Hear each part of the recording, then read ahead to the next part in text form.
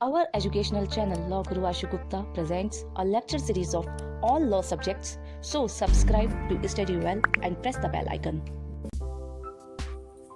नमस्कार दोस्तों, मैं आशु गुप्ता अपने चैनल लॉ गुरु आशु गुप्ता में आप सभी का आज फिर से स्वागत करता हूं। इंपॉर्टेंट क्वेश्चंस की चलती हुई सीरीज में आज हम बहुत ही इंटरेस्टिंग टॉपिक के बारे में बात करेंगे, बहुत ही इंपॉर्टेंट सब्जेक्ट के बारे में भी बात करेंगे। जी हाँ, बात कर रहा हूँ फैमिली लॉ के बारे में। और फैमिली लॉ के बारे में बात करूँ तो लॉ के छात्रों के लिए दो तरीके से डिवाइड हो जाता है। पहला आपने पढ़ाई होगा मुस्लिम लॉ के बारे में हम अक्सर बातें करते रहते हैं और हमारी प्लेलिस्ट पर जाकर अगर आपने अभी तक वो वीडियोस नहीं देखी हैं तो मुस्लिम लॉ की प्लेलिस्ट पर या फैमिली लॉ की प्लेलिस्ट पर जाकर वो देख सकते हैं, जिसके लिंक नीचे डिस्क्रिप्शन बॉक्स में दिए भी गए हैं। लेकिन आज जो हम बात करने जा रहे हैं वो बात करने जा रहे हैं हिंदू लॉ के बारे में, यानी कि समझेंगे हिंदू लॉ को आप किस तरीके से एग्जाम पॉइंट ऑफ व्यू से तैयार कर सकते हैं और किस तरीके से आप इसे इजीली मोड में पढ़ सकते हैं। तो इसे वीडियो को लास्ट तक जरूर देखिएगा। और अब अगर आपकी कोई अदर क्वेरी भी लॉ से रिलेटेड, किसी सब्जेक्ट से रिलेटेड आती हैं तो अब आप उन्हें भी रिजॉल्व करा सकते हैं। आप हमारी ऑनलाइन लाइव क्लासेस के माध्यम से जुड़ सकते हैं, जिसके लिए डिस्क्रिप्शन बॉक्स में नीचे कॉन्टैक्ट नंबर दिए गए हैं और इन सभी सब्जेक्ट्स की पीडीएफ प्राप्त करने के लिए भी आप हमसे संपर्क कर सकते हैं। तो चलिए समझते हैं आज हिंदू लॉ में कौन कौन से ऐसे इंपॉर्टेंट क्वेश्चन हैं जो एग्जाम में अक्सर आपसे पूछे जाते हैं और किस तरीके से हिंदू लॉ को आप इजीली तैयार कर सकते हैं। तो चलिए चलते हैं आज के लेक्चर वीडियो की ओर। तो चलिए यहाँ पर समझ लेते हैं हिंदू लॉ में आने वाले इंपॉर्टेंट क्वेश्चंस के बारे में। सबसे पहले जब भी हम बात करते हैं हिंदू लॉ की तो लॉ के सभी छात्रों को यह समझना जरूरी हो जाता है कि हिंदू लॉ में क्या क्या चीजें पढ़नी है। तो हिंदू लॉ में बेसिकली 4 एक्ट यहाँ पर आते हुए दिखते हैं एग्जाम पेपर में। सबसे पहले यहाँ पर आपको पढ़ने को मिलेगा Hindu marriage act 1955, Hindu succession act 1956, Hindu minority and guardianship 1956 और Hindu adoption and maintenance act 1956। तो बेसिकली ये 3 एक्ट 1956 के हैं और हिंदू मैरिज एक्ट 1955 का है। तो इसे ध्यान रखिएगा, ये 4 एक्ट हिंदू लॉ के अंतर्गत आपसे पूछे जाते हैं। और इन 4 एक्ट में भी ये समझ लीजिएगा लगभग 70% पेपर आपका हिंदू मैरिज एक्ट से कवर अप होता है। तो हिंदू मैरिज एक्ट की बात करूं तो टोटल 30 सेक्शन इस सब्जेक्ट में दिए गए हैं। बहुत छोटे से सब्जेक्ट है और बहुत इंटरेस्टिंग भी है। उसके बाद हिंदू सक्सेशन एक्ट में भी 31 सेक्शन दिए गए हैं। Hindu minority and guardianship act केवल 13 सेक्शन कंटेन करता है। Hindu adoption and maintenance act 30 section यहाँ पर दिए गए हैं। सक्सेशन मीन्स होता है उत्तराधिकार अधिनियम, और माइनॉरिटी आपको पता ही है अवयस्क का अवयस्कता और संरक्षिता अधिनियम, और उसके बाद एडॉप्शन एंड मेंटेनेंस के बारे में आपको ऑलरेडी मालूम ही है, जहां पर भरण पोषण की बात की जाती है। ठीक, तो वहां पर ये सारी चीजें आपको पढ़नी होंगी। और जब इन्हें पढ़ेंगे तो यहाँ पर मैंने लिख भी दिया हिंदू मैरिज एक्ट 18 मई 1955 से एप्लीकेबल है इंडिया में। Hindu succession act 18 June 1956, Hindu minority and guardianship act 27 अगस्त 1956 को लागू हुआ, और उसके बाद Hindu adoption and maintenance act 22 दिसंबर 1956 को।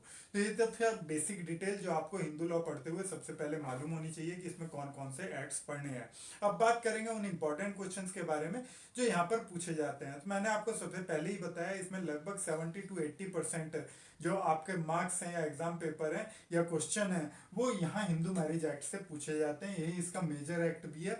उसके साथ साथ अलग अलग यूनिवर्सिटीज में ये एक्ट आते हैं। किसी में सक्सेशन एक्ट से पूछे जाते हैं क्वेश्चन, कहीं पर माइनॉरिटी और गार्जियनशिप से, तो कहीं पर एडॉप्शन एक्ट से। तो आप अपने सिलेबस के हिसाब से वहां पर देख सकते हैं। लेकिन फिलहाल यहाँ पर आपको कुछ इंपॉर्टेंट क्वेश्चंस बतला देता हूँ हिंदू मैरिज एक्ट के। उसके बाद इनके बारे में भी बात करेंगे कि कौन कौन से इंपॉर्टेंट क्वेश्चंस हैं। लेकिन मेजर पार्ट जो है यहाँ पर हिंदू मैरिज एक्ट का आता है, इसीलिए उस पर ज्यादा ध्यान देंगे और उससे जरूर पढ़कर जाएंगे। 30 ही सेक्शन उसमें, बहुत छोटा सा एक्ट है और 70-80% वहां से क्वेश्चन पेपर पूछा जाता है। तो यहाँ पर सबसे पहले जब भी आप पढ़ते हैं तो आपको देखने को मिलेगा पहला क्वेश्चन आता है हु इज हिंदू, यानी कि हिंदू कौन है और हिंदू इस एक्ट के अंतर्गत किसे बतलाया गया है। तो ये जरूर पढ़कर जाइएगा किस किस तरीके से हिंदू बना जा सकता है या बनाया जा सकता है। इस सारे प्रोविजंस यहाँ पर अक्सर आपसे शॉर्ट नोट में 10 मार्क्स के अंतर्गत पूछे जाते हैं, तो इसे जरूर ध्यान रखेंगे। उसके साथ ही आता है सोर्सेज ऑफ हिंदू लॉ। बहुत इंपॉर्टेंट क्वेश्चन है, 20 मार्क्स में हर बार पूछे जाने वाला क्वेश्चन है कि हिंदू लॉ के स्रोत कौन कौन से होते हैं हिंदू विधि के। ठीक, 2 तरीके के स्रोत यहाँ पर बतलाए गए हैं, एक प्राचीन और एक आधुनिक, यानी कि मॉडर्न और एंशियंट सोर्सेज। तो उन्हें जरूर देख लीजिएगा। श्रुति, स्मृति, वेद, ये सब यहाँ पर आए हैं, उनके बारे में क्या क्या बतलाया गया है तो सब देख कर जाएंगे। उसके बाद आता है सोर्सेज और ब्रांचेस ऑफ हिंदू लॉ। तो सोर्सेज और स्कूल्स ऑफ हिंदू लॉ की बात करूं, कहीं पर ये स्कूल्स के नाम से दिया है कुछ बुक्स में ब्रांचेस के नाम से दिया है। तो दो तरीके की यहाँ पर ब्रांचेस बतलाई गई हैं हिंदू लॉ के अंतर्गत। पहला आती है मिताक्षरा, दूसरी आती है दायां भाग। तो इनकी एप्लीकेबिलिटी भी जरूर देख कर जाइएगा कि कहाँ पर मिताक्षरा लागू है और कहाँ पर दायां भाग। अपने आप में हर बार पूछा जाने वाला इंपॉर्टेंट क्वेश्चन है, 10 मार्क्स में या शॉर्ट नोट में पूछा जाता है, इसे जरूर ध्यान रखेंगे। जब आप ये सब चीजें पढ़ लेते हैं तो यहीं पर एक इंपॉर्टेंट क्वेश्चन जुड़ जाता है इसेंशियल ऑफ कस्टम्स का, कि कस्टम क्या कहते हैं और कस्टम के इसेंशियल्स क्या क्या हैं। 20 मार्क्स में हर बार पूछा जाता है क्वेश्चन, इसे जरूर पढ़कर जाइएगा हिंदू लॉ के अंतर्गत। उसके बाद आती है जिसे कस्टम को हिंदी में प्रथा बोला जाता है, प्रथा के आवश्यक तत्व। उसके बाद बात करते हैं हिंदू मैरिज एक्ट के बारे में। तो हिंदू मैरिज एक्ट में सबसे इंपॉर्टेंट क्वेश्चन 20 मार्क्स में पूछा जाता है essentials conditions of Hindu law. Section 5 में पूरी तरीके से डिफाइन किए गए हैं, लेकिन 5 से लेकर 8 तक कुछ प्रोविजंस भी यहाँ पर बतलाए गए हैं हिंदू मैरिज को लेकर, तो वो जरूर देख कर जाइएगा। सॉरी, ये गलत लिख दिया गया है, यहाँ पर हिंदू मैरिज है, ठीक। तो ये जरूर ध्यान रखेंगे। यहाँ पर essential conditions of Hindu marriage आपको पढ़कर बहुत जरूरी है जाना, क्योंकि यही यहाँ पर पूछा भी जाता है और हर बार पेपर में आता भी है, ठीक। तो इसका जरूर ध्यान रखकर जाएंगे। 20 मार्क्स में क्वेश्चन पूछा जाता है। सेक्शन 5 में पूरी तरीके से इसकी कंडीशंस है, 6, 7, 8 में कुछ प्रोविजंस भी से लेकर दिए गए हैं। उसके बाद नेक्स्ट क्वेश्चन आता है यहाँ पर रेस्टिट्यूशन ऑफ कंज्यूगल राइट्स का, यानी कि दाम्पत्य अधिकारों का पुनर्स्थापन। तो जरूर देखकर जाएंगे। सेक्शन 9 में 20 मार्क्स में ये क्वेश्चन भी हर बार पूछा जाता है। देखिए, हिंदू मैरिज एक्ट क्यों इंटरेस्टिंग हो जाता है, क्योंकि यहाँ पर जो क्वेश्चन है वो लगे बंदे हैं और हर बार वही पूछे जाते हैं। तो इसे जरूर ध्यान रखिएगा कि इन्हीं क्वेश्चंस को आपको पढ़कर जाना है, पूरी तरीके से तैयार करके जाएं, क्योंकि हर क्वेश्चन अपने आप में 20 मार्क्स में पूछा जाने वाला क्वेश्चन है। उसके बाद नेक्स्ट क्वेश्चन आता है जुडिशियल सेपरेशन का, यानी कि न्यायिक पृथक्करण, जिसे सेक्शन 10 में बतलाया गया है, पूरी तरीके से डिफाइन किया गया है। ये भी अपने आप में लॉन्ग क्वेश्चन में पूछा जाता है। नेक्स्ट क्वेश्चन यहाँ पर आता है वॉइड मैरिज, यानी कि शून्य विवाह किन्हें कहा जाता है। ये सेक्शन 11 में यहाँ पर डिफाइन की गई है कुछ कंडीशंस कि वॉइड मैरिज कौन कौन सी होती हैं, किस तरीके से यहाँ पर दी गई हैं, तो इसे जरूर पढ़कर जाइएगा। उसके साथ ही यहाँ पर वॉइडेबल मैरिज के बारे में भी आपको पढ़ने को मिलेगा, शून्य करणीय विवाह, ठीक, सेक्शन 12 में दिए गए हैं। तो यहाँ पर ये 20-20 मार्क्स में अपने आप में अलग अलग क्वेश्चन बनते हैं, लेकिन इसके साथ साथ कई बार इन दोनों में डिफरेंसेस भी पूछ लिया जाता है। तो जब आप यहाँ पर शून्य विवाह या शून्य करणीय विवाह पढ़ेंगे तो यहाँ पर इससे रिलेटेड कुछ और प्रोविजंस भी दिए गए हैं, तो वो भी जरूर पढ़कर जाइएगा, ठीक। उसके बाद नेक्स्ट क्वेश्चन यहाँ पर बनता है टाइप्स ऑफ मैरिजेस। जब आप सोर्सेज पढ़ेंगे, Hindu law, schools of Hindu law पढ़ेंगे, एसेंशियल्स ऑफ कस्टम्स पढ़ेंगे, तो वहीं पर मैरिज की पद्धतियां यहाँ पर बतलाई गई हैं कि एंशिएंट तरीके से हिंदू लॉ के अंतर्गत कौन कौन सी यहाँ पर प्रकार बतलाए गए हैं, कितने तरीके की मैरिजेस हिंदू लॉ के अंतर्गत डिफाइन की गई हैं, वो जरूर देखकर जाइएगा। हालांकि कस्टमरी लॉ में आता है, लेकिन जरूर आपको पता होना चाहिए कि कौन कौन सी पद्धतियां हमारे वेदों में, यानी कि हिंदू लॉ के वेदों में बतलाई गई हैं। तो ये क्वेश्चन भी अपने आप में शॉर्ट नोट में हर बार पूछा जाता है। नेक्स्ट क्वेश्चन यहाँ पर आता है डाइवोर्स, यानी कि तलाक के बारे में, ठीक। तो इससे जरूर पढ़कर जाइएगा, हर बार पूछा जाता है। तलाक दो तरीके से यहाँ पर बतलाया गया है, जहाँ पर ग्राउंड्स ऑफ डाइवोर्स के बारे में बात की जाती है, यानी कि डाइवोर्स अगर लेना है या देना है तो क्या क्या ग्राउंड्स उसकी हैं, वो सब यहाँ सेक्शन 13 में डिफाइन की गई है। और ये दो तरीके से डिवाइड हो जाता है क्वेश्चन अपने आप में, दोनों ही तरीके से 20-20 मार्क्स में पूछा जाता है। यहाँ पर सेक्शन 13(1) दोनों के बारे में बतलाता है कि हस्बैंड और वाइफ दोनों को किन ग्राउंड्स पर डाइवोर्स मिल सकता है, लेकिन उसके अलावा भी वाइफ के पास कुछ एक्स्ट्रा स्पेशल यहाँ पर इम्यूनिटीज दी गई हैं, ग्राउंड्स दी गई हैं, जिसके बिहाफ पर वाइफ अलग से यहाँ पर सेक्शन 13(2) में डाइवोर्स की ग्राउंड्स पर फाइल कर सकती है। तो इसे जरूर पढ़कर जाएंगे, 13(1) और 13(2) हर बार 20 मार्क्स में क्वेश्चन पूछा जाता है। उसके बाद नेक्स्ट इंपॉर्टेंट क्वेश्चन यहाँ पर आता है मेंटेनेंस पेंडेलाइट एंड एलुमनाई, यानी कि वाद भरण पोषण और एलुमनाई के बारे में, कि एलुमनाई के क्या प्रोविजंस इसके यहाँ पर दिए गए हैं, भरण पोषण भत्ता किस तरीके से यहाँ पर दिया गया है, सेक्शन 24-25 में बताया गया। और यहाँ पर इसके साथ साथ सीआरपीसी का प्रोविजंस भी जुड़ता है, तो उसे भी जरूर देख कर जाएंगे। और हर बार ये शॉर्ट नोट में या लॉन्ग क्वेश्चन के रूप में पूछा भी जाता है, ठीक। उसके बाद नेक्स्ट क्वेश्चन आता है डॉक्ट्राइन ऑफ फैक्टम वैलिडिटी। ये क्वेश्चन भी अपने आप में बहुत इंपॉर्टेंट है और सेक्शन 29 में दिया गया है, शॉर्ट नोट में हर बार पूछा जाता है। इसके अलावा एक क्वेश्चन और यहाँ पर बनता है सपिंड एवं प्रतिषिद्ध नातेदारी, यानी कि सपिंड एंड प्रोहिबिटेड रिलेशनशिप क्या होती है, जिसके अंतर्गत आप पढ़ेंगे सगा, सहोदर, तो ये सब, या सोतेला, ये सब किस तरीके से यहाँ पर हिंदू लॉ के अंतर्गत डिफाइन किए गए हैं। तो इन्हें जरूर देखकर जाइएगा, शॉर्ट नोट में क्वेश्चन पूछ लिए जाते हैं। उसके बाद बाकी एक्ट्स के बारे में बात करेंगे। मोस्ट इंपॉर्टेंट पार्ट यही है हिंदू लॉ का, इसे जरूर करके जाएंगे। लगभग 10 क्वेश्चन यहाँ पर बनते हैं। कुछ 5-7 क्वेश्चंस और हैं जो यहाँ बाकी 3 एक्ट्स में पूछे जाते हैं, तो उनके बारे में भी आपको बतला देता हूँ। बाकी आने वाली वीडियोस में आगे लगातार डिटेल में इन सब एक्ट्स पर और इन सब क्वेश्चंस पर चर्चा करते भी रहेंगे। तो नेक्स्ट क्वेश्चन यही हिंदू मैरिज एक्ट में एक बच गया था, यहाँ देखेंगे थ्योरीज ऑफ डाइवोर्स के बारे में। हालांकि ये हिंदू मैरिज एक्ट में नहीं दिया गया है, लेकिन थ्योरीज के तौर पर यह पूछा जाता है कि डाइवोर्स की कौन कौन सी थ्योरीज यहाँ पर एप्लीकेबल होती हैं डाइवोर्स के सेक्शन में। तो यहाँ पर 3 तरीके की थ्योरीज आपसे पूछी जाएंगी।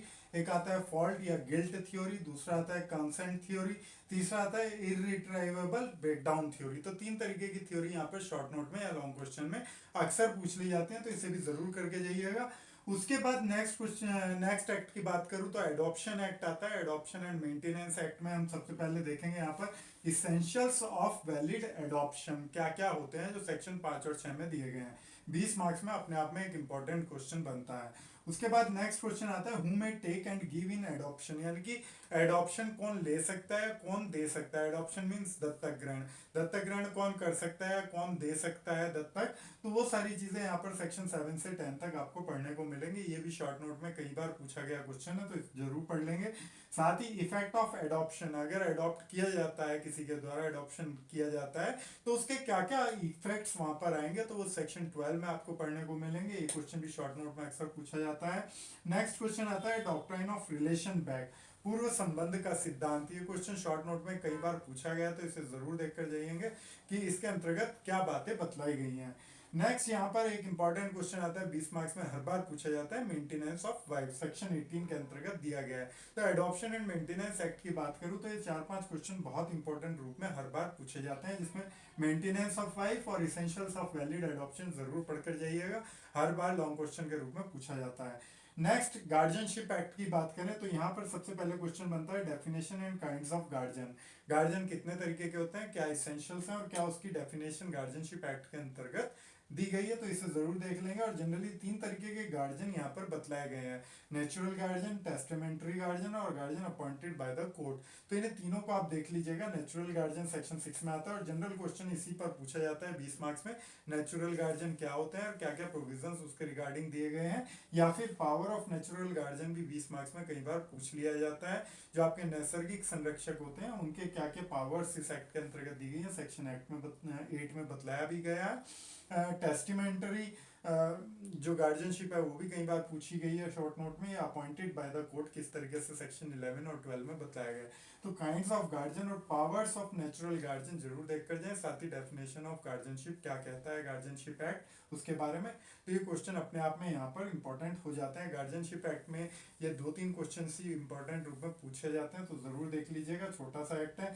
नेक्स्ट एक्ट आता है यहाँ पर। नेक्स्ट एक्ट की बात करूँ तो यहाँ पर definition and essentials of gifts की बात करते हैं, जहाँ पर सक्सेशन एक्ट की हम बात करते हैं। तो जब भी सक्सेशन एक्ट आप पढ़ेंगे तो सक्सेशन के बारे में जनरल क्वेश्चन एक तो आता है कि general provision relating to succession, जो सेक्शन 18 से 28 तक दिए गए हैं। 20 मार्क्स में सक्सेशन एक्ट अगर आपके सिलेबस में, तो हर बार पूछा जाता है कि सक्सेशन को लेकर, उत्तराधिकार को लेकर कौन कौन से जनरल प्रोविजन सक्सेशन एक्ट के अंतर्गत दिए गए हैं, जो सेक्शन 18 से 28 तक बतलाए भी गए हैं। तो 20 मार्क्स के हिसाब से तैयार करके जाइएगा, बहुत इंपॉर्टेंट है। उसके बाद यहाँ पर definition and essentials of gifts की बात कर रहा था कि दान क्या होता है और किस तरीके से यहाँ बतलाया गया, इसे जरूर देख लें। और जब ये क्वेश्चन आप पढ़ेंगे तो यहीं पर क्वेश्चन अक्सर आपसे पूछा जाता है difference between will and gift, यानी कि वसीयत और दान में क्या डिफरेंस होता है। क्योंकि सक्सेशन की बात कर रहे हैं तो 2 तरीके से सक्सेशन हो सकता है, तो वही चीजें यहाँ पर बतलाई गई हैं। तो काइंड्स ऑफ सक्सेशन भी देख लीजिएगा।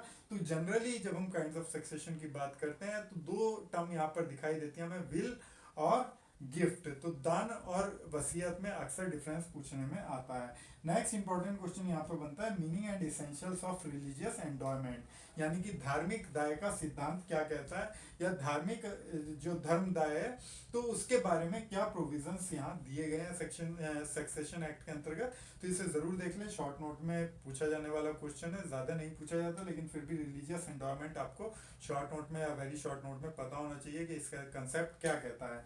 और लास्ट इंपॉर्टेंट क्वेश्चन बचता है वुमेन्स स्टेट। वुमेन्स स्टेट के बारे में जरूर पढ़कर जाएं, हर बार ये क्वेश्चन पूछा जाता है। दो तरीके से यहाँ पर बतलाया गया है, स्त्रीधन और नारी संपदा। सक्सेशन एक्ट के अंतर्गत रखा गया है कि स्त्रीधन क्या होता है और क्या क्या प्रोविजंस यहाँ पर दिए गए हैं, और साथ ही नारी संपदा किस तरीके से बतलाई गई है। तो इस तरीके से ये सारे के सारे जो 3-4 एक्ट हैं ये बहुत ही इंपॉर्टेंट एक्ट्स हैं, जिसमें मैरिज एक्ट आपको पूरी तरीके से करके जाना है, जहाँ पर 70-80% आपका पेपर कवर अप हो जाता है। और बाकी के जो 3 एक्ट बचते हैं उनमें से लगभग 20-30% पेपर आता है, तो उनके क्वेश्चंस भी मैंने आपको बतला दिए। लगभग 20-22 क्वेश्चन ये बनते हैं जो आप इजीली तरीके से समझ सकते हैं, और बहुत इजी कंसेप्ट्स हैं। इन्हें आप एक बार पढ़ लेंगे तो आपके माइंड में आराम से सेट हो सकते हैं। और अगर कोई प्रॉब्लम आती भी है तो आप कमेंट करके हमें ज़रूर बतलाइएगा, क्योंकि ऐसे ही लगातार इन विषयों पर हम चर्चा करते रहेंगे और रोज़ाना कोई ना कोई नया टॉपिक आपके साथ लेकर आते रहेंगे। और अगर कोई टॉपिक आपको नहीं समझ में आता है तो हमें कमेंट करके ज़रूर बतलाइएगा, या फिर हमारी ऑनलाइन लाइव क्लासेस के माध्यम से जुड़कर आप उसे क्लैरिफाई भी कर सकते हैं। तो उम्मीद करता हूँ ये पूरी हिंदू लॉ के इंपॉर्टेंट क्वेश्चंस की सीरीज आपको समझ में आ चुकी होगी, और ये भी पता लग गया होगा कि हिंदू लॉ के अंतर्गत कौन कौन से टॉपिक्स आपको या क्वेश्चंस आपको प्रिपेयर करके जाने हैं। तो ऐसे ही हमारे साथ बने रहिएगा, और अगर वीडियो अच्छी लगे तो लाइक, शेयर और कमेंट करना बिल्कुल भी मत भूलिएगा। तो चलिए मिलते हैं नेक्स्ट वीडियो में। थैंक यू वेरी मच, धन्यवाद।